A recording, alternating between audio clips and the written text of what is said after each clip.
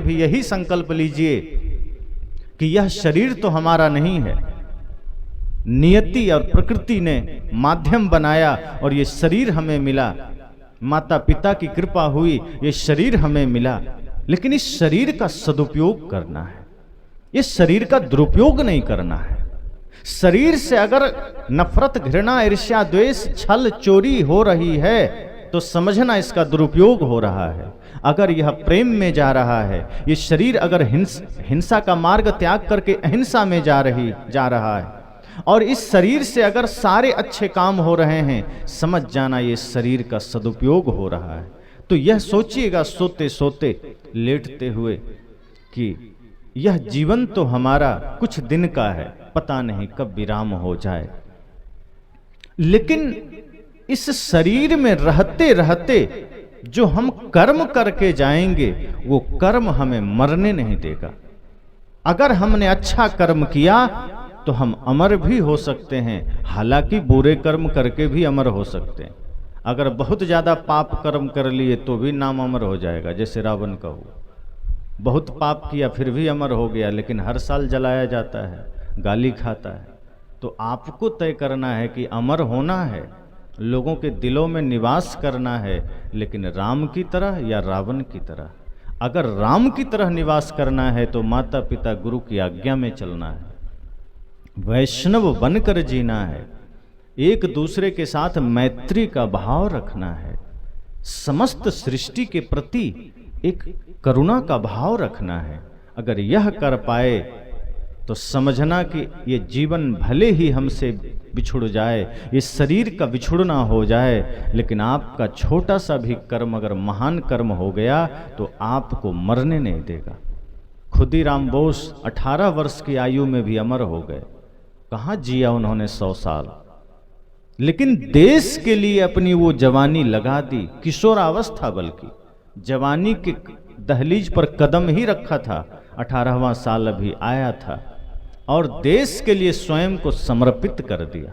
आज हर हिंदुस्तानी के हृदय में खुदीराम बोस का निवास है। कोई रिश्तेदारी थोड़े है। अगर हम आपसे कहें कि आप अपने दादाजी का नाम बताइए, आप बता देंगे, लेकिन मैं कहूँ दादाजी के दादाजी का नाम बताइए, बहुत लोग कान खुजलाने लगेंगे, याद नहीं है। अपनी ही तीसरी, चौथी, पांचवी पीढ़ी का नाम याद नहीं है, और कोई खोज के निकाल भी लेंगे दादाजी के दादाजी का नाम, तो मैं ये पूछ दूंगा कि दादाजी के दादाजी के दादाजी का नाम बताए, तो गारंटी लेता हूं शायद ही कोई बता पाए। कोई नहीं बता पाए। क्यों नहीं बता पाएंगे? क्योंकि आपकी पीढ़ी में ऐसा कोई महान काम उन लोगों ने नहीं किया जिससे याद रखा जाए। लेकिन अगर मैं कहूँ माता शबरी का नाम जानते हैं, कहेंगे हाँ बिल्कुल जानते हैं, कोई परिवार के नहीं हैं, 5000 साल पहले हुए हैं। सदगुरु कबीर को जानते हैं, बुद्ध को जानते हैं, भगत सिंह को जान रहे हैं। क्यों जान रहे हैं? खुदीराम बोस को जान रहे हैं, लक्ष्मीबाई, मीराबाई को जान रहे हैं। कोई पारिवारिक संबंध नहीं, कोई रिलेशन नहीं, कोई खानदान में नहीं आते, लेकिन उन्होंने वो काम किया है जिससे दुनिया उन्हें जान सके। इसलिए जब सोने जाइए बिस्तर पर तो ये आंखें बंद करिए कि शरीर तो नश्वर है, आज है कल नहीं रहेगा। इसकी सारी चमक दमक क्षण भर के लिए है, ये क्षण भर में राख हो सकता है, लेकिन इसमें रहते रहते हमें वो कर्म कर जाना है, वो कर्तव्य कर जाना है जिससे ये शरीर हमें मुक्ति के पथ पर ले जा सके, हमें अमर बना सके। और शरीर ही माध्यम है, शरीर खुद नश्वर है, लेकिन उसमें इतना सामर्थ्य है कि वो आपको अमर बना देता है। शरीर जैसे छत की ढलाई होती है ना, तो डायरेक्ट ढलाई तो नहीं होगी, उसके लिए पहले सेटरिंग लगाना पड़ता है, बांस, खूंटा, पटरा सब लगाना पड़ता है। छत अस्थाई है, लेकिन उस अस्थाई के लिए अस्थाई व्यवस्था सेटरिंग लगानी पड़ती है, उसके बाद छत उस पर टिकता है। जब छत अपने आप में खड़ा हो गया, सामर्थ्य अपना जागरूक कर लिया, तो सेटरिंग खोल के हटा दिया जाता है, उसका कोई मोल नहीं। ये शरीर भी सेटरिंग है। आपको अमर बनाने के लिए, आप अमर बन सकें उसके लिए क्षणभंगुर शरीर आपको मिला है, और जब तक यह टिका हुआ है तब तक छत को सही कर लीजिए। अगर सेटरिंग लगे लगे में छत गड़बड़ हो गई तो सेटरिंग हटाते ही छत नीचे आ जाएगी। लेकिन आप ध्यान रखते हैं घर में कि घर में ऐसी भूल ना हो, पर जीवन में ये भूल प्रतिदिन हो रहा है। जीवन में यह भूल हम कदम कदम पर कर रहे हैं। इसलिए ध्यान रहे कि बिस्तर पर जब जाइए सोने तो ये संकल्प लीजिए कि शरीर हमारा नहीं है, राख हो सकता है, राख होना ही है, या तो मिट्टी में दब जाएगा, या आग में जल जाएगा, या पानी में बह जाएगा, इससे ज्यादा इसका कोई गति नहीं है। फिर इस शरीर में रहकर हम हिंसा के मार्ग पर क्यों चलें, लोभ के मार्ग पर क्यों चलें, इस शरीर से पाप क्यों कमाएं, क्यों ना पुण्य कमा कर चलें। शरीर तो वैसे भी मेरा नहीं है, ये ले लेगा। जिस मिट्टी पानी आग हवा से निर्मित हुआ है वो प्रकृति से वापस कर लेगी।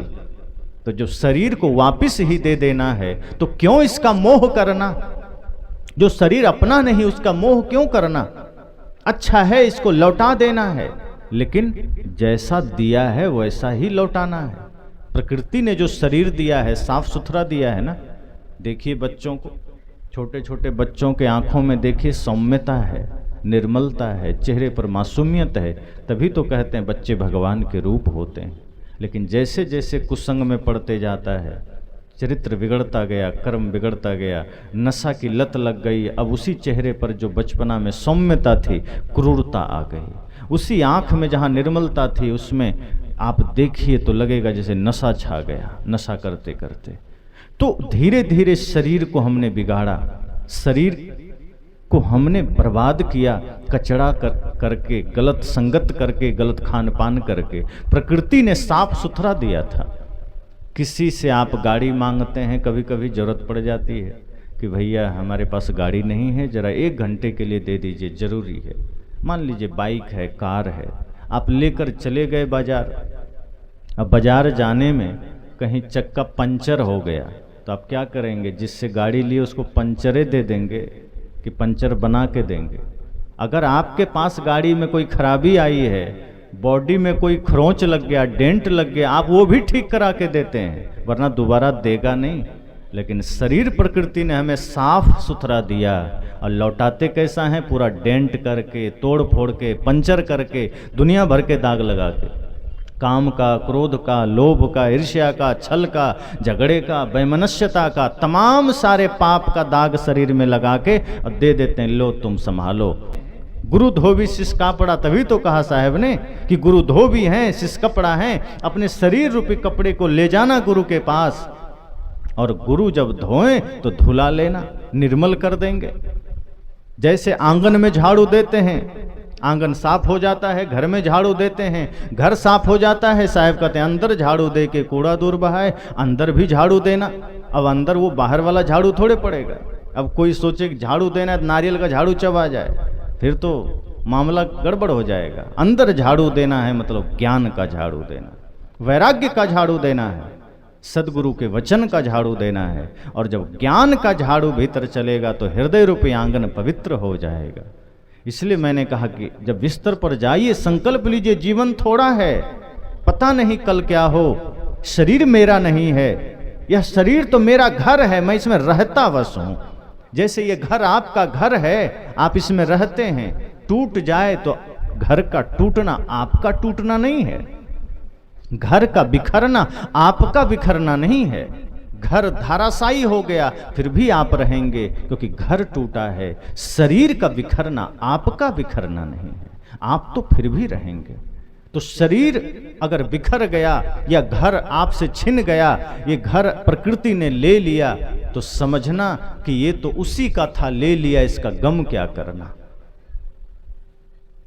मृत्यु से भयभीत क्यों होना, जिसका है वो ले लेगा। आप किराए पर मकान लेते हैं, शहरों में बच्चे जो पढ़ाई करते हैं बाहर किराए पर मकान ले लेते हैं, घर की सफाई रखते हैं, बढ़िया देखभाल करते हैं, पोछा झाड़ू करते हैं, जब तक उसमें रहते हैं अपना समझ करके झाड़ते पोछते हैं।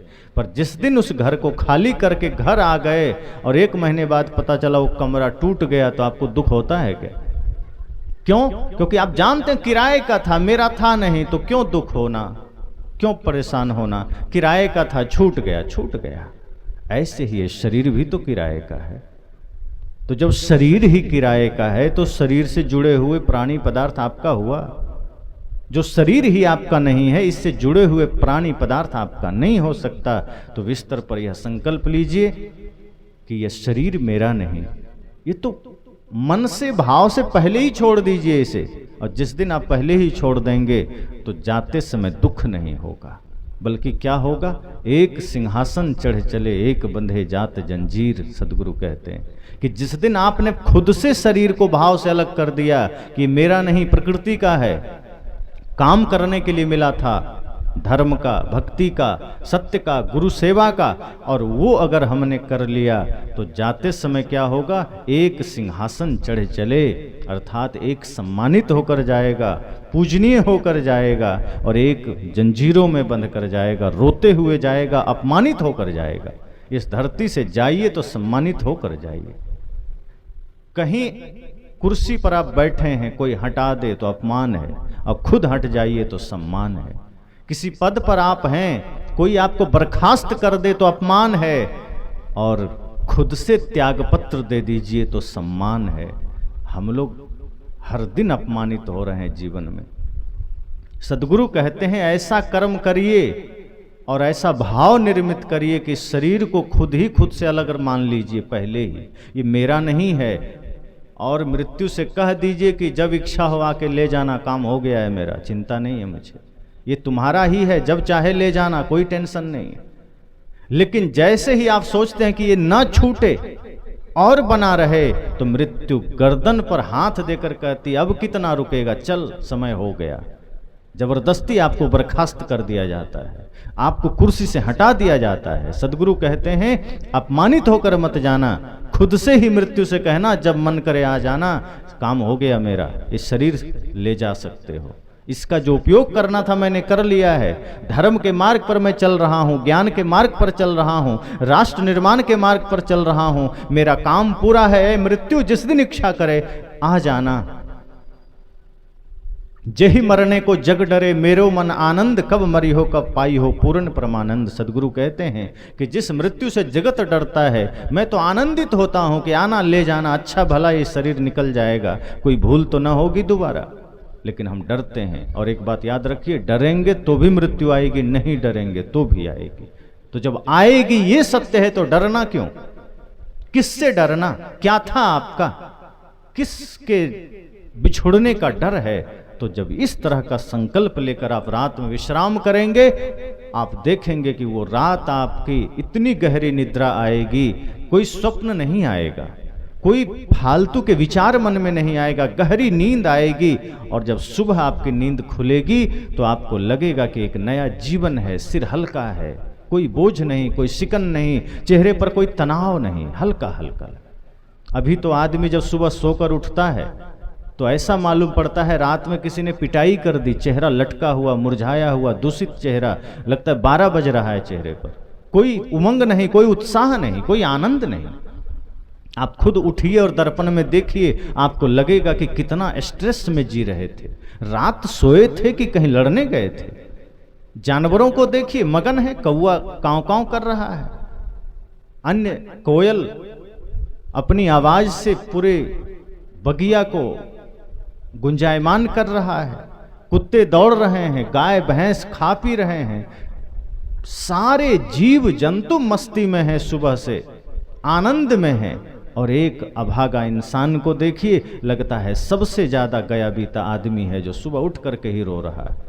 साहब कहते हैं जिस दिन आपने संकल्पित होकर सोया, शरीर के नश्वरता का चिंतन करके सोया, मैं कौन हूं, जगत से मेरा संबंध क्या है, शरीर से जुड़े हुए प्राणी पदार्थ स्वप्नवत हैं, जब इस तरह का भाव लेकर आप विश्राम करेंगे, सुबह जब आप उठेंगे आपके चेहरे पर भी वही आनंद होगा, वही शहंशाहियत होगी, वही बादशाहत होगी। तो साहब कहते हैं इस तरह से संकल्पित होकर के विश्राम कर जाइए, सुबह आपका जीवन बड़ा ही आनंदित होगा और आपकी धीरे धीरे जो चेतना शक्ति है वो जागृत होगी, आपकी जो सकारात्मक शक्ति है वो सबल होगी, और फिर आप किसी भी कर्म को करेंगे उसमें सफल होंगे, असफल नहीं होंगे। जब यह संकल्प आप करते हैं तब जीवन में सफलता आती है, और यह संकल्प आपको मिलेगा सत्संग से। इसलिए मैंने कहा कि बच्चों को इससे पहले कि उसका मार्ग बदल जाए, इससे पहले कि वो गलत दिशा में चले जाएं, इससे पहले कि वो शराब के दुकान पर खड़े हो जाए, उसे संतों के पास ले जाना, उसे गुरु के पास ले जाना। और सत्संग का प्रभाव इतना बड़ा होता है कि सत्संग से जीवन बदल जाता है। सत्संग से व्यक्ति पापात्मा से पुण्यात्मा हो जाता है, अंधेरे से प्रकाश में आ जाता है। इसलिए जब कभी भी आगे सत्संग का संकल्प लिया जाए, सब लोग साथ खड़े हो जाइए कि हम साथ हैं। दुनिया के अन्य कार्यों में साथ नहीं दे पाइए, कोई चिंता की बात नहीं, लेकिन अगर सत्संग जैसे महायज्ञ में आप सहयोगी बन गए तो आप समझना कि आपने सिर्फ इस जीवन को नहीं, आपने पीछे और आगे कितने जन्म को आपने तार लिया है।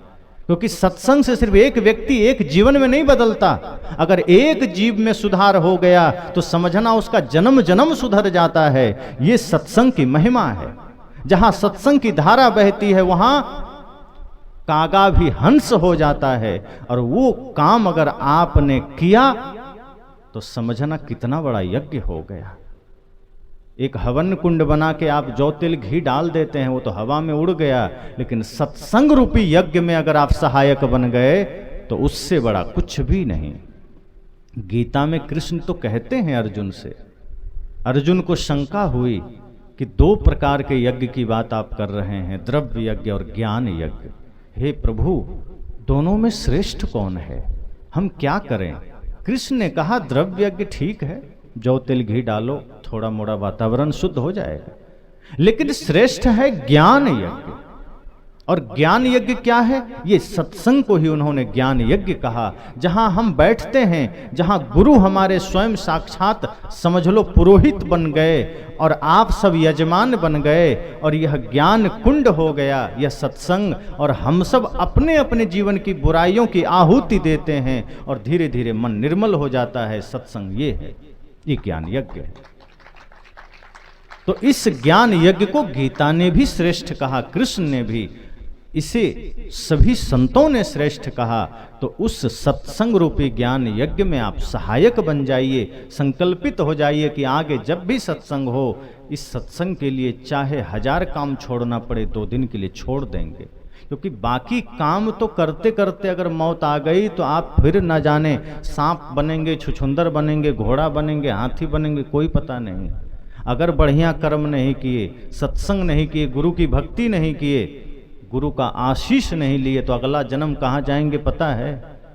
कहाँ से आए ये भी नहीं पता, कहाँ जाएंगे ये भी नहीं पता। तो फिर क्यों ऐसे मार्ग पर जाना जिससे कुछ आता पता ही ना हो? ज्ञान के मार्ग पर चलिए, भक्ति के मार्ग पर चलिए। सोच लीजिए कि एक दिन काम नहीं करेंगे तो भूखे नहीं मर जाएंगे, लेकिन सत्संग अगर जीवन से विदा हो गया तो भले ही पेट भर जाएगा, लेकिन जीवन सदैव नरक में ही जाएगा। तो नरक में जाने से अच्छा एक दिन भूखा रह लीजिए। लेकिन सत्संग करेंगे तो कोई भूखा भी नहीं रहेंगे। सत्संग करने से कोई भूखा नहीं मरता, ज्ञान के मार्ग पर चलने से कोई भूखा नहीं मरता। शरीर को भोजन मिल जाता है, शरीर को कपड़ा मिल जाता है, शरीर को घर भी मिल जाता है, लेकिन जो नहीं मिल पाता है वो जीवन में वो ज्ञान है, भक्ति है, परमानंद है, शांति है। और वो अगर आ गया तो समझना सब आ गया। गुरु का ज्ञान जीवन में आ गया, महापुरुषों का सत्संग जीवन में आ गया, तो समझना कि बाहर अगर थोड़ा कमी भी रह गई कोई बात नहीं, अगर झोपड़ी भी है चिंता न करना। वैसे भी महल आप छोड़ के जाने ही वाले हैं, लेके थोड़े जाएंगे। शरीर पर अगर कम कीमत के कपड़े हैं, ज़्यादा चिंता ना करना। वैसे भी जब शमशान जाएंगे ना तो बेटा पोता आपका शरीर का कीमती वस्त्र उतार लेंगे। जो सोना का कुछ पहने होंगे ना जेवर, वो भी उतार लेंगे, चैन ऊन भी उतार लेंगे। नहीं कहेंगे कि पिताजी हैं, दादी जी हैं, माताजी हैं, छोड़ देते हैं, ले जाएं। नहीं, वो जानते हैं कि शरीर तो मिट्टी हो गया, ये सोना तो रख लें कम से कम, ये चैन तो रख लें, ये अंगूठी तो रख लें। साथ नहीं देंगे, लेकिन आपके जीवन में जो भक्ति का आभूषण होगा, जो ज्ञान का आभूषण होगा, वो दुनिया का कोई शक्ति आपसे छीन नहीं सकता। वो नहीं कहेगा कि अभी अंतिम घड़ी आ गई, चलो इसका भक्ति का धन ले लेते हैं, इसका धर्म का धन ले लेते हैं। कोई नहीं कर पाएगा। इसलिए एक बार सोने का आभूषण थोड़ा कम हो जाए शरीर में, चिंता न करना, लेकिन ज्ञान का आभूषण, भक्ति का आभूषण ये कम न होने पाए। हमारे जीवन की समस्या तो यही है। 10 रुपए का नोट किसी का खो जाए तो आदमी पीड़ा में होता है, चिंता में होता है कि मेरा 10 रुपया खो गया। प्रतिदिन हमारे जीवन में भक्ति खो रही है, प्रेम खो रहा है, सत्य खो रहा है, हमें चिंता ही नहीं होती। जीवन प्रति क्षण मृत्यु के निकट जा रहा है, हमें चिंता ही नहीं होती कि ना जाने कब मृत्यु आ जाए। हम पाप के मार्ग पर चल रहे हैं। इसलिए सद्गुरु कहते हैं कि चिंता ना करो, ये जीवन तो एक दिन जाएगा, क्यों चिंता करना। लेकिन जाने से पहले ये संकल्प लेना कि हमें सही मार्ग चुनना है, गुरु के भक्ति का मार्ग चुनना है। और जब गुरु भक्ति का मार्ग मिल गया, सच्चे गुरु का मार्ग मिल गया, फिर आप विजयी हो गए। थोड़े से जीवन में आप विजयी हो गए। जीवन थोड़ा हो कोई बात नहीं, बहुत जीवन नहीं चाहिए, लंबा जीवन नहीं चाहिए, थोड़ा भी जीवन हो, लेकिन अगर उसमें भक्ति आ गई तो वो जीवन कीमती हो जाता है, वो जीवन महत्वपूर्ण हो जाता है। और वही शिक्षा फिर अपने बच्चों में दीजिए, बच्चियों में दीजिए। आप संकल्पित हो जाइए कि अपने बच्चों के सामने हम गाली नहीं देंगे। बहुत से घरों में माता पिता बच्चे के सामने झगड़ने लग जाते हैं। बहुत से लोग तो ऐसा करते हैं, अपने बच्चों के सामने नशा करने लग जाते हैं। सद्गुरु संत उदाहरण देते हैं। सद्गुरु आचार्य श्री धर्मस्वरूप साहब जी एक उदाहरण दिया करते थे कि एक महिला उनके पास गई और उन्होंने कहा, गुरुजी मेरा बच्चा है 5 साल का, अभी से गुटखा खाता है। गुरुजी आश्चर्य में पड़ गए, कहा 5 साल का बच्चा गुटखा खाता है, ये तो बड़ा दुख की बात है, चिंता की बात है। पर तभी सद्गुरुदेव जी ने प्रश्न किया कि 5-6 साल का बच्चा गुटखा लाता कहाँ से है। अब उनके माँ, जो बच्चे की माँ थी, थोड़ा सकपका गई। कहा बताओ ये छोटा सा बच्चा गुटखा लाता कहाँ से है। कहा इसी का पिताजी खाता है, घर ही में गुटखा है, इसीलिए भी खा लेता है। कहा बड़ा बच्चा शैतान हो गया है, गुटखा खा लेता है। कहा इसका बाप गुटखा खाता है, वो इंसान है, तो बेटा खा के शैतान कैसे हो गए। इसका मतलब है बाप खुद शैतान है, तभी तो बेटा शैतान हुआ, दुकान से तो नहीं लाया। जब इसका पिता खुद गुटखा खा रहा है तभी तो बेटा खाया। और 6 साल का बच्चा, 5 साल का बच्चा गुटखा खाने सीखा कहाँ से। फिर गुरुजी ने पूछा, ये बताओ तुम भी खाती हो। तो सिर झुका कर कहती है, कभी कभी हम भी खा लेते हैं। कहा जब माता पिता दोनों ही शैतान बने हो तो बच्चा क्या बुद्ध बनेगा। जब खुद ही तुम हिंसा और नशा के मार्ग पर हो, खुद ही व्यभिचार के मार्ग पर हो, खुद ही गलत मार्ग पर हो, तो बच्चे को समझते हो कि यह भगत सिंह बनेगा। अगर तुम रावण बने बैठे हो तो बेटा तुम्हारा मेघनाद बनेगा, लवकुश नहीं बन सकता है। अगर तुम चाहते हो तुम्हारा बेटा श्रवण कुमार बने, भगत सिंह बने, चंद्रशेखर आजाद बने, राम बने, तो माता पिता को भी उस योग्य बनना होगा। तुम ये नहीं सोच सकते कि हम कुछ भी करें बच्चों के सामने और बच्चा बुद्ध बन जाए। अब आप सोचते हैं बच्चा शराब ना पिए और आप रोज पी रहे हैं। अब आप सोचते हैं बच्चा दूध पिए, गंगा जल पिए, तो आप शराब पीना छोड़ देंगे तो बच्चा भी छोड़ देगा, शायद पिएगा ही नहीं। लेकिन आप जो करते हैं वो बच्चा करता है। वो सीखता कहीं से भी है तो आपके ही बीच से, वो बाहर जाके नहीं सीखता। विद्यालय में भी कुछ सीख लेता है, घर में ज्यादा सीखता है, विद्यालय में सीखता है, मित्रों के साथ सीखता है। इसलिए वो आपकी जिम्मेदारी है कि आप बच्चों के सामने नशा ना करिए, बल्कि करिए ही मत, गाली मत दीजिए, झगड़े मत करिए, अच्छी बातें सिखाइए, उसको अच्छे संस्कार दीजिए, महापुरुषों की जीवनियाँ पढ़ाइए। जब अपने बच्चों को सुबह शाम आप महापुरुषों की जीवनियाँ पढ़ाएंगे तो शायद आपके बच्चे धीरे धीरे अपना रोल मॉडल बदल सकें। आज हमारे देश में जहाँ एक और संस्कृति थी कि ध्यान साधना के द्वारा, त्याग तपस्या के द्वारा इस धरती पर नाम कमाया जाता था, ये वो धरती है जहाँ ज्ञानियों का जन्म हुआ करता था, ऋषि मुनियों का जन्म हुआ करता था, त्यागी तपस्वियों का जन्म हुआ करता था, साध्वियों का जन्म हुआ करता था, वीर वीरांगनाओं का जन्म हुआ करता था। और माँ शबरी से लेकर माँ मदालसा, मीरा, माता सीता जैसे वीर वीरांगनाओं सती साध्वियों ने अपनी साधना से, अपने ज्ञान से दुनिया में नाम कमाया। लेकिन आज उसी भारत भूमि में हम इतना पाश्चात्य जगत के पीछे पड़ गए कि आज इसी समाज में हमारे बच्चे और बच्चियां अंग प्रदर्शन करके मिस इंडिया और मिस वर्ल्ड बन करके नाम कमाना चाहते हैं। ये भारत का पतन है। इसलिए अगर इस पतन से बचना है तो अपने बच्चे को ऐसे लुच्चे लफंगों से परिचय मत कराना, हीरो हीरोइन से, उन्हें परिचय कराना देश के असली हीरो से, असली महापुरुषों से। अगर कभी दिखाना हो तो सदगुरु कबीर के चित्र के सामने ले जाना बच्चे को उंगली पकड़कर और बताना कि ये वो महानतम सदगुरु हैं, संत सम्राट हैं, संत शिरोमणि हैं, जिन्होंने दुनिया को ज्ञान की शिक्षा दी है, विज्ञान की शिक्षा दी है, प्रेम की शिक्षा दी है, समस्त मानवता की शिक्षा दी है, समस्त सृष्टि से प्रेम की शिक्षा दी। इनको पढ़ो तो शायद आपके बच्चे के जीवन में भी वो धर्म की ज्योति जल जाए। अपने बच्चों की उंगलियां पकड़कर वीर वीरांगनाओं के तस्वीर की ओर इशारा करना और बताना कि ये वे लोग हैं जो स्वार्थ नहीं, देश को आगे रखा, व्यक्तिगत जीवन को नहीं, इन्होंने मानवता को आगे रखा और देश के लिए, मानवता के लिए स्वयं को न्यौछावर कर दिया। तो शायद आपके बच्चे में वो भक्ति जागृत हो सके कि वो राष्ट्र के लिए सोच सके। आज आप परिचय भी कराते हैं बच्चों से, क्या कहते हैं? छोटा बच्चा है, ये दादा है, दादी है, मामा है, मामी है, मौसा है, यही तो परिचय कराते हैं। ये तुम्हारी गाड़ी है, थोड़ा बड़ा हुआ देखो ये तुम्हारा खेत है, थोड़ा और बड़ा हुआ देखो ये तुम्हारा बैंक बैलेंस है। इससे ज्यादा आप क्या परिचय कराते हैं? आप उसे कभी परिचय ही नहीं कराते कि ये भारत तुम्हारा देश है, ये भारत की संस्कृति है, ये भारत की मर्यादा है, ये राम है, ये कृष्ण है, ये बुद्ध है, ये महावीर हैं, ये आप कभी सिखाते ही नहीं। ये लक्ष्मीबाई हैं, ये भगत सिंह है, ये सारे परिचय आप देते ही नहीं हैं। आप उसे अपने रिश्ते नाते सिखा दिए, धन दौलत सिखा दिए, अब वो बच्चे बड़े होकर उसी के पीछे भाग रहे हैं और आप कहते हैं क्या करें, बच्चे बात नहीं मानते। आपने उसे शिक्षा ही वही दिया है।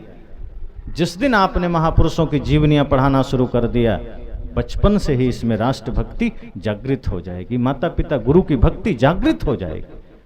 इसलिए सदगुरु कहते हैं मन को जगाइए, मन को निर्मल करिए, मन को पवित्र करिए, दूसरा कोई उपाय नहीं। मन गंदा रहेगा कुछ नहीं कर पाएंगे। आगे साहब क्या कहते हैं? आसन मारी गुफा में बैठे, मनुआ चौदिस धाये, भव तारक घट बीच विराजे, खोजन तीरथ जाए। आसन मार लिए, अब बहुत लोग नियम बना लिए सुबह मंदिर जाना है। अब मंदिर में गए, ओम जय जगदीश हरे, अब भीतर हो रहा है घर में धन लक्ष्मी बढ़े। इससे ज़्यादा मंदिर में क्या मांग रहे हैं? मंदिर में भी गए तो धन के लिए ही गए, जगत कामना के लिए कहाँ जाते हैं? अधिकांश लोग मंदिर भी जाते हैं इसी सोच से कि हे भगवान कृपा करना, अगर 10 एकड़ खेत है तो 20 एकड़ हो जाए, 1 मंजिला मकान है तो 2 मंजिला हो जाए, 1 शहर में घर है तो 5 शहर में हो जाए। और इतना मांगते हैं तो बात समझ में आती है, चलो ठीक है स्वार्थ ही जाना है तो अपने लिए मांग रहे हैं। गलती हम क्या करते हैं? बहुत से पुजारियों को देखा है जो मंदिर में जाके मांगते हैं भगवान से, अपने लिए तो मांग लिए भवन कि प्रभु हमें भवन दे देना, हमें धन दे देना, पुत्र दे देना, लेकिन जब पड़ोसी का ख्याल आया तो कहते हैं प्रभु हमें तो भवन दे देना लेकिन पड़ोसी के झोपड़ी में आग लगा देना। ये आप भगवान से भी मांग रहे हैं। आपका भजन में भी ईर्ष्या चल रही है, पूजा में भी ईर्ष्या चल रही है। ये तो हमारा भजन है, भक्ति है कि गुरु से भी मांगने गए तो गुरु के पास भी अगर गए तो क्या मांगते हैं? गुरु जी कृपा करना पोता मैट्रिक पास कर जाए, गुरु जी कृपा करना बेटे को नौकरी लग जाए, और गुरु जी ने कह दिया ठीक है लग जाएगा। तब क्या कहते हैं? अगर नौकरी लग गई तो आपको घर बुला करके पूजा करेंगे, सत्संग सुनेंगे, दक्षिणा भी देंगे। और गुरुजी ने कह दिया अगर कहीं नौकरी नहीं लगी तब कहा फिर आप भाड़ में जाइए, हमें क्या लेना देना। मतलब भक्ति में भी सौदेबाजी। आप नौकरी देंगे तो आपको घर बुलाएंगे, भगवान कृपा करेंगे तो लड्डू चढ़ाएंगे। भगवान से प्रार्थना कर रहे हैं भगवान कृपा करना, 1 किलो लड्डू चढ़ा दिया। भगवान कृपा करना घर में चोर ना आ जाए, 1 किलो लड्डू चढ़ा दिया। अब चोर भी जाकर लड्डू चढ़ा दिया। भगवान कृपा करना आज हमको चोरी करने का मौका मिल जाए, अब भगवान कंफ्यूज हो गए, हम सुने किसकी? क्योंकि एक आया था अभी लड्डू चढ़ा के गया, उसने कहा घर में चोरी ना हो कृपा करना। और चोर भी आके लड्डू चढ़ा गया कि चोरी कर पाए कृपा करना। अब भगवान सोच रहे हैं सुने किसकी, तो लड्डू चेक कर रहे हैं किसका एक नंबर है। अब जिसका शुद्ध घी में बना है उसका सुन लेंगे। तो चोर लाया था एक नंबर लड्डू, भगवान ने कहा जाओ तुम ही चोरी कर लो, उसका लड्डू खराब है, रिफाइन में बना के लाया। ये तो हमारी प्रवृत्ति है कि भगवान को भी घूस देकर हम काम कराना चाह रहे हैं। हम ये सोचते ही नहीं हैं कि भगवान को मानना स्वार्थवश नहीं होना चाहिए, गुरु को मानना स्वार्थवश नहीं होना चाहिए। वहां तो निश्चल भक्ति हो कि हे प्रभु मुझे आपसे कुछ नहीं चाहिए, हमें आपसे कोई चाह नहीं है। माता सबरी से जब राम जी ने कहा कि कुछ मांग लो, तो मांगा कुछ? स्वयं राम द्वार पर खड़े हैं, कहा कुछ मांग लो माता। माता ने कहा कुछ नहीं चाहिए प्रभु, फटी हुई साड़ी है, टूटी हुई झोपड़ी है, पैर खाली हैं, खाने को अन्न नहीं है। और तब माता सबरी कह रही हैं कि मुझे कुछ नहीं चाहिए। आज अगर किसी के द्वार पर ऐसे राम जी आ जाए ना और कहें कुछ मांग लो, तो आदमी कहेगा आधा घंटा का समय दीजिए, लिस्ट तो बना लें क्या क्या मांगना है। सोना चांदी हीरे जवाहरात फ्लैट गाड़ी बंगले, हम लिस्ट बनाने में लग जाएंगे। लेकिन माता सबरी ने कहा मुझे कुछ नहीं चाहिए, तो राम जी ने कहा मांगना ही पड़ेगा, लेना ही पड़ेगा। तो माता सबरी ने कहा इतनी ही कृपा है तो भक्ति का ज्ञान दे दीजिए, आपके चरणों में भक्ति बनी रहे इसका उपदेश कर दीजिए। और राम जी ने 9धा भक्ति का ज्ञान दे दिया। लेकिन उसमें भी उन्होंने क्या कहा? प्रथम भक्ति संतन कर संगा, मेरे पीछे मत आना। राम जी ने कहा मेरे पीछे मत भागना, संतों का संग करना, वही तुम्हें गोविंद से परिचय कराएंगे, वही तुम्हें मुझसे भी परिचय कराएंगे, आत्म राम से परिचय कराएंगे। इसलिए संत की भक्ति करना, संत का संग करना। तो माता सबरी ने कुछ नहीं मांगा। हम गुरु के पास भी गए, मंदिर भी गए, स्वार्थ लेकर चले गए, दुनिया भर के कामनाएं लेकर चले गए। कोई आवे बेटा मांगे यही गुसाई दीजिए जी, ऐसी है दीवानी दुनिया भक्ति भाव नहीं बूझे जी। कोई आया बेटा मांग रहा है, कोई पोता मांग रहा है, कोई धन मांग रहा है। सदगुरु कहते हैं गुरु के पास जाना, भगवान के मंदिर में जाना, कोई कामना मत करना, बल्कि इतनी ही कामना करना, इतनी शक्ति हमें देना दाता, मन का विश्वास कमजोर होना। हम चले नेक रास्ते पे हमसे भूल कर भी कोई भूल होना, इतनी शक्ति हमें देना दाता, मन का विश्वास कमजोर होना। हे गुरु, हे सदगुरु, हे प्रभु, ऐसी कृपा करना कि हमारे जीवन में भक्ति बनी रहे, इस ऐसी शक्ति देना कि हम नेक रास्ते पर चल सकें, हम किसी के आंसू पोंछ सकें, हम किसी के जीवन में उजाला ला सकें। हे सदगुरु, ऐसी कृपा करना कि मुझे कुछ नहीं चाहिए, संसार की कोई कामना नहीं। धन क्या मांगना, गुरु से मांगने का अवसर आया और क्षुद्र धन को मांग लिया जो धन छूट ही जाने वाला है। गुरु से कुछ मांगने का अवसर आया और घर मांग लिया, पद मांग लिया जो छूट ही जाने वाला है। जब गुरु से कुछ मांगने का अवसर आ जाए तो गुरु से संसार की नश्वर वस्तुएं मत मांग लेना। गुरु से तो इतना ही कहना, हे सदगुरु वो भक्ति देना, वो सामर्थ्य देना कि मैं इस जगत के लिए जी सकूं, मैं इस प्राणी के लिए जी सकूं, समस्त सृष्टि के लिए जी सकूं, मैं दूसरे के जीवन में उजाला ला सकूं, मैं दूसरे के जीवन का सहायक बन सकूं, मैं किसी भूखे को भोजन, किसी प्यासे को पानी, किसी लाचार की सहायता कर सकूं। हे सदगुरु, ऐसी कृपा करना। तो पूजा भी करते हैं गुरु की हो चाहे भगवान की हो, मंदिर जाएं चाहे सत्संग में जाएं, स्वार्थ मत पालिए कि हमें दुनिया की दौलत चाहिए। मेहनत करेंगे दुनिया की दौलत आ जाएगी, लेकिन छूट भी तो जाएगी। तो गुरु से मांगना है तो वो धन मांगना जो छूटे नहीं। ऐसा धन क्यों मांगना जो छूट ही जाए। गुरु से मांगना, वो दौलत मांगना, वो धन मांगना जो आपको भी धनवान बना दे, जो आपको भी दौलतमंद बना दे और जिसके जीवन में माता पिता गुरु की भक्ति है, राष्ट्र की भक्ति है, उससे बड़ा धनवान दूसरा कोई नहीं है। इसलिए धनवान बनिए तो इस रूप में बनिए कि आपको कोई निर्धन न बना सके, आपका धन कोई छीन न सके। संकल्पित होइए कि हमें तो राष्ट्र निर्माण के मार्ग पर चलना ही है, अपने बच्चों में भी राष्ट्र निर्माण की शिक्षा देनी है, उन्हें भी धर्म की शिक्षा देनी है, और वह धर्म मानवता हो, इंसानियत हो, वह धर्म प्राणी मात्र के प्रति समता मैत्री का भाव हो। तो सदगुरु ने क्या कहा, आसन मारी गुफा में बैठे मनुआ चहुँ दिस धाए। आसन मार के बैठ गए प्रार्थना में, और मन दुनियादारी के संकल्पों में लगा है, दुनियादारी के चिंतन में लगा है। ये भक्ति नहीं, साहब कहते हैं भक्ति नहीं है। ये भक्ति के नाम पर ढोंग हो सकता है, पाखंड हो सकता है।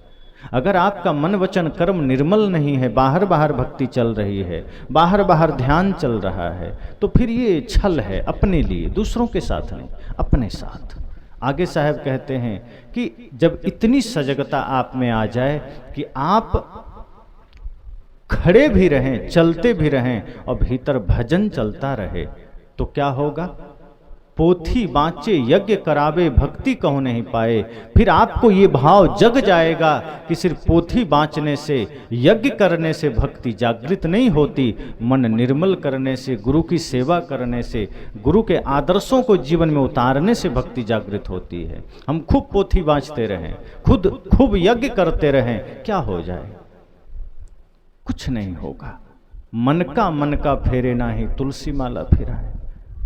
जो मन सारी समस्याओं का कारण है, कल कहा था मैंने, उसे फेरा नहीं, उसे परखा नहीं, उसे भजन के द्वारा वश में किया नहीं, उसके लिए मनोनिग्रह नहीं किया, मन को साधना में उतारा नहीं, और बाहर सब उपक्रम चलते रहे, सारे कर्म चलते रहे, लेकिन इस फायदा क्या हुआ, कुछ नहीं। अंत में साहब कहते हैं जोगी होके जागा नहीं। जोगी हो गए और जागे नहीं। पुजारी हैं, पूजा मन में नहीं है, साधक हैं, साधना जीवन में नहीं है, भक्त हैं, भक्ति जीवन में नहीं है, जोगी हैं, जोग जीवन में नहीं है। क्या मतलब, क्या फायदा। पुजारी का मतलब पूजा जीवन में हो, और पूजा सिर्फ पत्र पुष्प अगरबत्ती धूप दीप से नहीं, कर्म से हो, वचन से हो। जब आप बोलें किसी से, इतना मीठा बोलें कि आपका बोलना ही प्रार्थना हो जाए। ओम जय जगदीश हरे ही गाना प्रार्थना थोड़े है, मीठा बोलना भी प्रार्थना है, सत्य बोलना भी प्रार्थना है। हवन में कुछ डालना ही यज्ञ नहीं है, सही मार्ग पर एक एक कदम बढ़ाना भी यज्ञ है, परिक्रमा है। आप चेष्टा करिए आपका कदम गलत मार्ग में ना जाए, सत्य के मार्ग में जाए, तो आपका उठा हुआ एक एक कदम यज्ञ ही है, परिक्रमा ही है। कोशिश करिए आपके चिंतन से किसी के लिए गलत ना निकले, आपके चिंतन में कभी संसार का अहित समाया हुआ ना हो। सोचिए भी तो इतना बढ़िया सोचिए कि आपका सोचना भी ध्यान हो जाए, यही तो ध्यान है। सत्संग करिए, ध्यान करिए, तो ध्यान ऐसा करिए कि जब ध्यान से उठिए तो पूरा जगत आपको अपना लगे। अभी हम ध्यान भी करते हैं तो आंख खोलते ही हम दुनिया में कमियां खोजने लगते हैं, किसी की बुराई ढूंढने लगते हैं, किसी की निंदा की तलाश करने लगते हैं। संत कहते हैं सबकी गुण अपनी हमेशा गलतियां देखा करें, कि अगर आंखें बंद करिए तो अपनी कमियों को देखिए, अपनी गलतियों को देखिए, आंखें खोलिए तो जगत की अच्छाइयों को देखिए। शायद आपके जीवन में एक आमूलचूल परिवर्तन आएगा। बनिए मधुमक्खी की तरह, मक्खी की तरह नहीं। मक्खी जहां तहां गंदगी में बैठ जाती, पर मधुमक्खी फूलों पर बैठती है। स्वयं को बनाइए मधुमक्खी की तरह, आंखें खोलिए तो हर जगह लोगों की अच्छाइयों को पकड़ने की चेष्टा करिए। दूसरे के जीवन में कोई अच्छाई है उसको लेने की चेष्टा करिए। हम तो बुराइयों पर नजर डालते हैं, हम तो दूसरे के गंदगी पर नजर डालते हैं। सदगुरु कहते हैं किसी की बुराई मत देखिए, देखेंगे तो आपकी आंखें बुरी हो जाएगी, आपका चिंतन बुरा हो जाएगा, फिर आपका आचरण बुरा हो जाएगा। कोई चोर भी है, आपको पता है वो चोर है, उसकी कोई अच्छाई को देखिए, चोरी को मत देखिए। उसका कर्म वो जाने, वो सजा पा लेगा, समाज सजा दे देगा, विधान सजा दे देगा। पर आप अगर किसी की निरंतर बुराई का दर्शन करते रहे, किसी की बुराई का चिंतन करते रहे, तो वो तो बुरा है ही, आपका मन भी बुरा हो जाएगा और फिर समस्या हो जाएगी। इसलिए सदैव संकल्पित रहिए। साहब ने कहा, जोगी होके जागा नाही, 84 भरमाए, जोग जुगत सो दास कबीरा, अलख निरंजन पाए। अगर जागे नहीं, होश में नहीं आए, तो ये जीवन चला जाएगा। ये जीवन अगर खो गया तो दोबारा पता नहीं मनुष्य शरीर मिले न मिले। पक्का फल जो गिर पड़ा बहुरी न लागे डार। अगर एक बार फल गिर गया तो दोबारा डार में नहीं लगेगा। तो ये जीवन मिला है, सचेत हो जाइए, सजग हो जाइए। मैंने कहा कि सद्गुरु कबीर हमें वह शिक्षा देते हैं कि मन को साधना है, मन को ज्ञान के रंग में रंगना है। और जिस दिन मन ज्ञान भक्ति वैराग्य के रंग में रंग गया, आप संसार में थोड़ा भी जिएंगे तो सम्मानित होकर जी सकेंगे। और यहाँ से जब जाएंगे तो पीड़ित होकर नहीं जाएंगे, सम्मानित होकर जाएंगे, आनंदित होकर जाएंगे। और फिर आपकी वही शिक्षा छोटे छोटे बच्चों के जीवन में उतरेगी और पुनः आपके आंगन में कोई भगत सिंह बन सकता है, कोई चंद्रशेखर आजाद बन सकता है, कोई लक्ष्मीबाई बन सकती हैं, कोई मीराबाई बन सकती। चेष्टा यही करिए, स्वयं को साधिए, स्वयं को बदलिए और अपने बच्चों के जीवन में महापुरुषों की जीवनियों को पुनः उतारिए। वरना आपके बच्चे हीरो हीरोइन के चक्कर में, क्रिकेटर के चक्कर में बिगड़ जाएंगे, समाज बिगड़ जाएगा, देश बिगड़ जाएगा। आने वाली पीढ़ियां कहेगी कि हमारे पूर्वजों ने तो हमें बिगाड़ दिया। ये कलंक लेकर धरती से मत जाइए, स्वयं को बनाइए। बच्चों के जीवन में भी वही नैतिकता का भाव जागृत करिए, राष्ट्र सेवा का भाव जागृत करिए। छोटे छोटे बच्चे इतना संकल्प लो कि अपने जीवन में हमें भगत सिंह जैसा बनना है, थोड़ा जीना है, देश के लिए जीना है, माता पिता गुरु के लिए जीना है, समाज के लिए जीना है। गलत मार्ग पर हमें नहीं जाना। गलत मार्ग पर जाकर के आप रावण बन सकते हैं, कंस बन सकते हैं। गलत मार्ग पर जाकर के आप कसाब की तरह बन जाएंगे, लादेन की तरह बन जाएंगे। लेकिन ध्यान रखना, अगर आप धर्म के मार्ग पर हैं, माता पिता गुरु की आज्ञा में चल रहे हैं, तो आप भी भगत सिंह की तरह सम्मानित हो सकते हैं, आप भी अब्दुल कलाम की तरह सम्मानित हो सकते हैं। आपको तय करना है कि आपको भगत सिंह की तरह बनना है कि लादेन की तरह बनना है। बस।